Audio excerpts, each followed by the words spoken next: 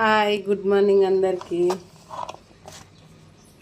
మన ఈరోజు school lunch box వచ్చేసి ఉల్లిగడ్డ కర్రీ, స్నాక్స్కి వచ్చేసి డ్రాగన్ ఫ్రూట్. మీరు ఏమేమి పెడతారో కామెంట్ చేయండి. మీకు ఎవరికైనా అనిపించిందా తల్లి ప్రేమ అంతేలాగా? నాకైతే ఈరోజు అనిపించింది.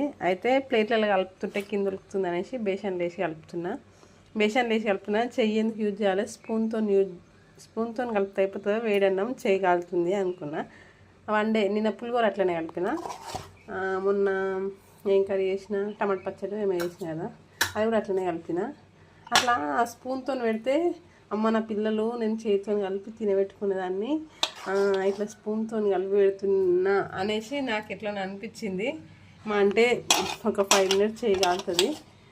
తన పిల్లలకు తన చేతితో కలిపి నోట్లో పెట్టకున్న టిఫిన్లో బాక్స్ పెడితే ఇట్లా అయిపోతుంది కదా అనేసి నా గురించి ఆలోచించి నా పిల్లలకు నా చేతి గోరు ముద్ద తినబెడతలేను, నోట్లో కన్నా కనీసం టిఫిన్ బాక్స్లో అయినా పెడతలేను అనేసి అనిపించింది.